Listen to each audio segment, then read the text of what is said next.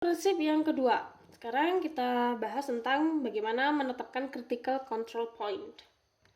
Ingat ya, bahasanya hasil dari yang tadi identifikasi bahaya atau kegiatan prinsip yang pertama, maka yang mempunyai signifikansi bahaya yang nyata, maka itulah yang nanti akan kita masukkan ke prinsip yang kedua. Oke? Nah, apa itu CCP ya? Jadi CCP atau Critical Control Point ini adalah tahapan atau prosedur yang mana jika tahapan ini tidak dikendalikan, maka nanti akan dapat menimbulkan bahaya keamanan. Ya. Jadi CCP ini adalah tahapan yang sangat penting. Harus kita kendalikan. Kalau tidak, maka bisa menimbulkan bahaya. Nah, bagaimana cara menentukan apakah ini CCP atau bukan ya tahapan dari setiap prosedur itu apakah CCP atau bukan? Maka ada yang namanya pohon keputusan CCP atau CCP Decision Tree. Kita cek bagaimana. Nah, seperti ini pohon keputusannya, teman-teman. Nah, CCP Decision Tree ini dibagi menjadi 3 ya. CCP untuk bahan mentah, CCP untuk komposisi, dan yang terakhir adalah CCP untuk proses. Oke. Untuk proses itu ada 4 pertanyaan ya. P1 pertanyaan pertama, P2 pertanyaan kedua, P3 pertanyaan ketiga, dan P4 pertanyaan keempat. Nah, coba kita langsung saja aplikasi ke ini ya. Balik lagi ke pembuatan roti isi fla. Sekali lagi, tidak semua proses ini masuk ke prinsip yang kedua. Yang masuk ke prinsip kedua hanya kalian lihat di sini, di hasil dari signifikansi bahaya yang dia nyata. Kita cek dari 20 step di pembuatan roti manis isi fla itu ada berapa prosedur yang dia akan masuk ke prinsip yang kedua. Kita cek ya, ada 1, ada 2, 3,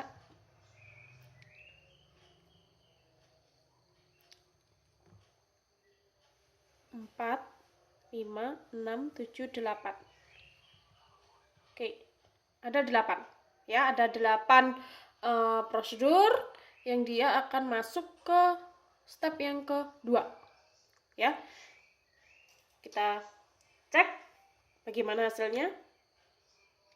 Nah, ini dia hasilnya, ada 8 ya. 1 2 3 4 5 6 7 1 2 3 4 5 6 7. Harusnya ada 8. Oke, berarti kurang 1 ini ya. Harusnya ada 8. Nah, kalian lihat di sini teman-teman. Nah, langsung saja coba kita seperti ini biar bisa dipahami. Oke, bentar ya.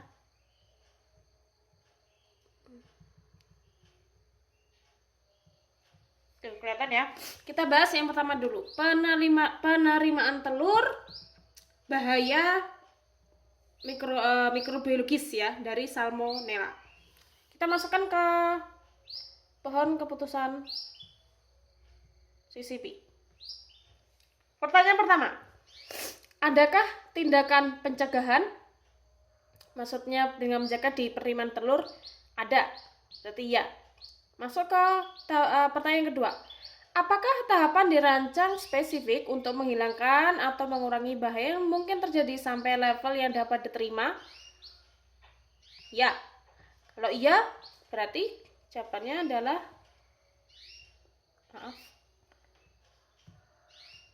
Kalau iya, berarti jawabannya adalah CCP. Oke. Jadi, penerimaan telur ini kategori CCP. Ya, saya ulangi. Penerimaan telur kategori CCP karena ketika diberi pertanyaan pertama, adakah tindakan pencegahan? Ya. Apakah tahapan dirancang spesifik? Ya, tindakan pencegahannya apa? Penerimaan telur tadi itu ya. Harus menghilangkan kotoran dari telur ya. Apakah tahapan dirancang spesifik untuk menghilangkan atau mengurangi bahaya? Ya.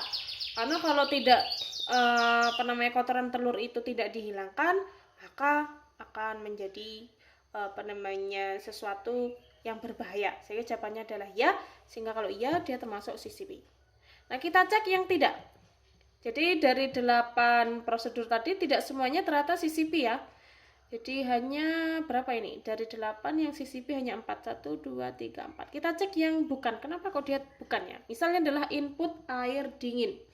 Nah, input air dingin bahayanya dari bahaya mikrobiologis, yakni dari coliform dan E. coli. Kita cek di sini. Adakah tindakan pencegahan? Ya.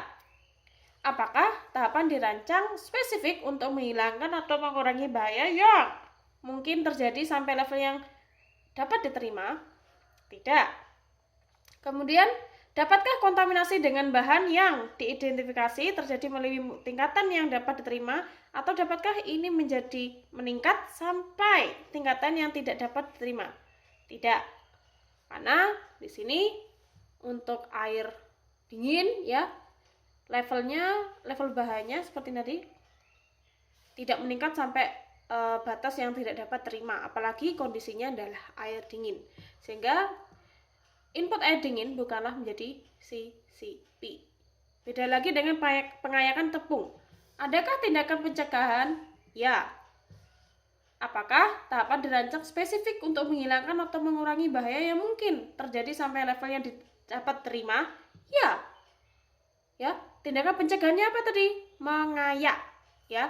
Jadi ini sangat penting. Kalau nggak dilakukan pengayakan, maka bahaya ya tadi ya. Sehingga karena jawaban pertanyaan nomor 2 ya, maka masuklah di sini sebagai CCP. Nah, nanti kalian coba pahami untuk masing-masing ini ya.